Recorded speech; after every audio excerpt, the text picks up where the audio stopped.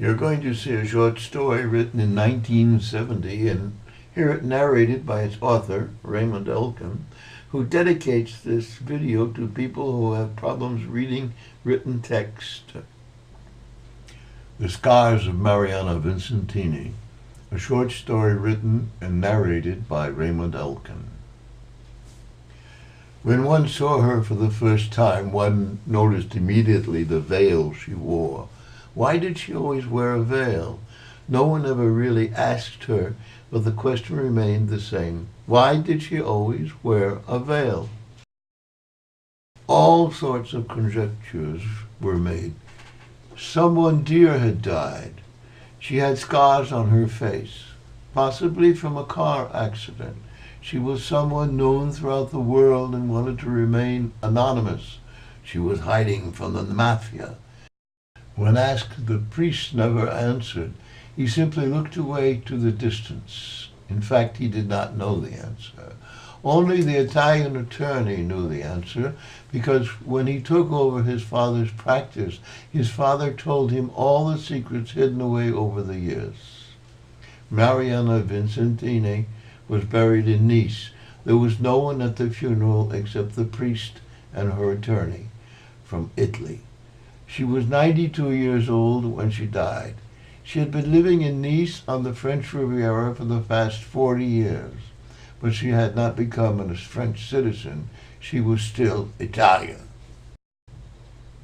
Mariana's mother was ugly, but Mariana's father cared less because all he wanted was a woman to help him in the vineyards along the Chianti rolling hills, a woman to help him in the garden and to help milk the cows. Even though he did not admit it, he also needed a woman to help him not forget that he was a man. She could also do the cooking, wash clothes, and clean the house. Why not? Mariana's mother accepted her life and never complained. She told herself that an ugly woman could not be too demanding, and she considered herself lucky to have found a husband. Her abnegation was omnipresent, and even when Mariana was born, she accepted her birth without emotion, without love. She thought only that Mariana, when she would grow up, could help with the chores on the farm. But Mariana did not start working on the farm. She said nothing to her parents. She did not obey them, and her parents finally gave up trying to make her work on the farm. She started working at the village hotel when she was 15 years old. She had been hired as the handy woman. She did everything. She washed dishes, scrubbed floors, washed, hung out, and ironed the sheets and pillowcases. She washed the windows. She made the beds, but she was not allowed to meet the customers.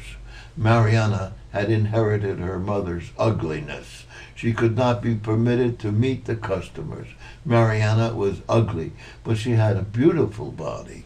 Oh, what a beautiful body, thought anyone who saw her, and the men added that she would be wonderful in bed, wonderful if the lights were turned off.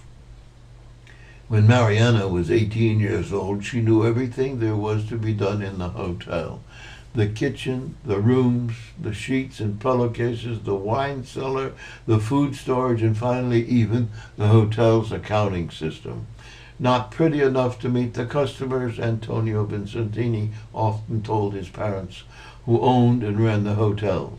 But Antonio did not belittle her body. Mariana's body had become an obsession for him, and when one day he entered one of the rooms that Mariana was finishing and was leaning over the bed to smooth out the bedspread, he moved closer and against her. She felt his presence. She felt him leaning against her. She felt him moving into her. She did not stop him. Mariana had only one objective. She wanted to be the wife of the future owner of the only hotel in the village. She became pregnant, and Antonio married her. The wedding ceremony was very simple. The village mayor married them. Then they were married at the church by the village priest. Mariana was dressed simply, but Antonio made her wear a veil. Antonio's parents attended both ceremonies, but Mariana's parents did not even make the effort to come. A few months later, the first son was born. A second son was born the following year, and they named him Bruno. Bruno and his older brother stopped going to school when they were 15 and 16.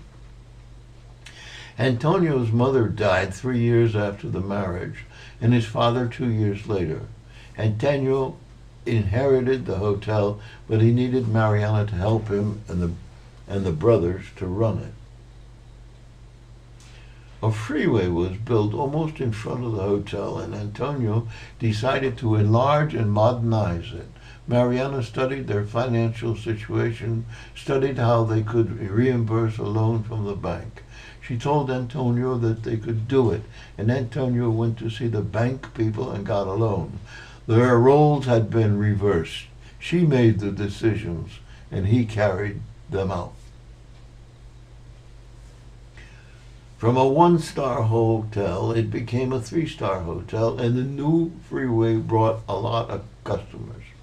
1 year after the hotel had been enlarged and modernized, Antonio started having health problems and died at the end of the following year, leaving Mariana alone with her 2 sons to manage the hotel. Bruno and his older brother adapted themselves to the new customers. However, Mariana did not. She stayed in the kitchen most of the time, and as the months and years went by, she had become an excellent cook. People came from all over the Chianti area, sometimes even from Florence or Milan, to eat at the hotel.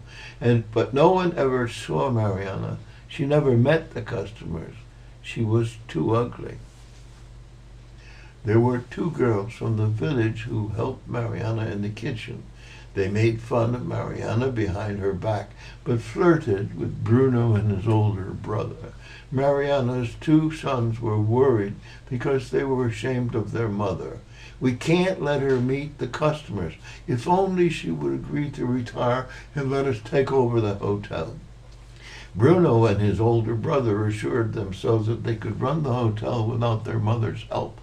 All they would have to do is hire a cook and a part-time accountant to replace her. Bruno even thought that he could learn how to do the accounting if his older brother could learn to do the cooking, but Bruno was not sure of himself, and he said nothing to his brother. As time went by, they convinced themselves that it was a good idea. In fact, they thought it was an excellent idea. They thought about it and talked about it for months. Bruno's older brother let the cat out of the bag one night with Geraldine. They had just finished making love, and the cat slipped out of the bag just as easily as Geraldine had slipped into his bed. Geraldine hated Mariana. Ugly Mariana, she would mutter under her breath. Pain in the ass, Mariana. The more she had such thoughts, the more Mariana increased the pressure. Geraldine, this frying pan is dirty. Wash it again. Geraldine, these glasses have smudges on them. Wash them again. Geraldine, Geraldine, Geraldine. One night when Geraldine was exceptionally tired from having made love most of the afternoon, and when Mariana was exceptionally aggressive, Geraldine cracked and could no longer stand up under the pressure. She screamed at Mariana, thinking she would be her future mother-in-law. Leave me alone, you ugly old bitch. Leave me alone, and leave your sons alone.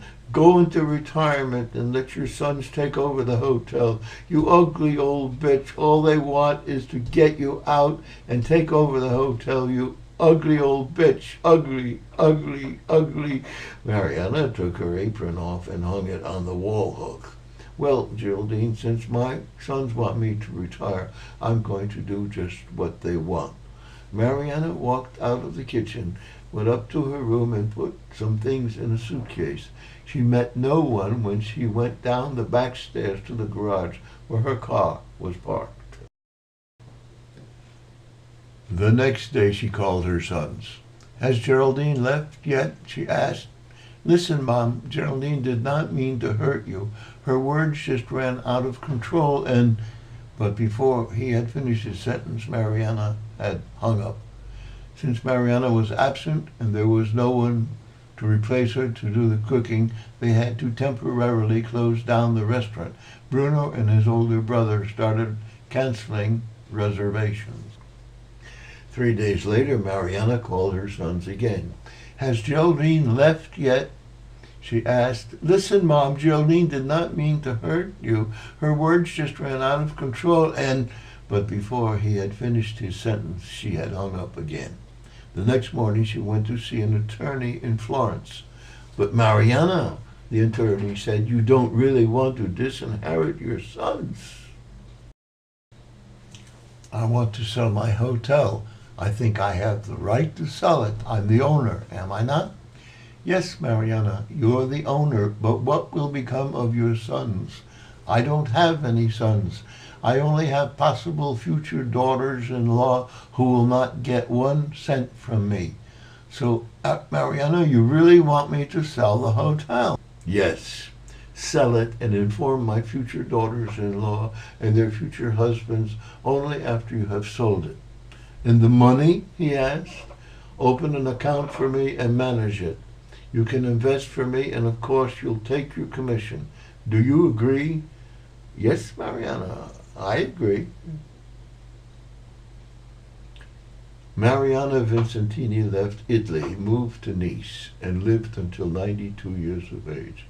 At her funeral, the priest said that the mystery about her was even greater than the veil she wore every day during the 40 years she lived in Nice.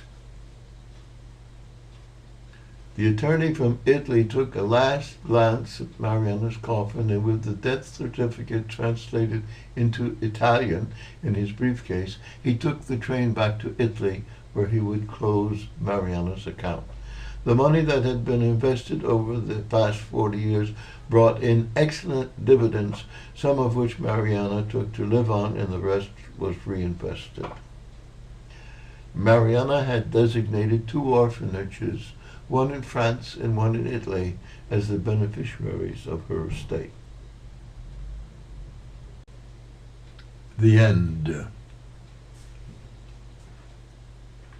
This short story was first written in French, and I then translated it to English. If you would like to read or hear another of my short stories, just send me an email.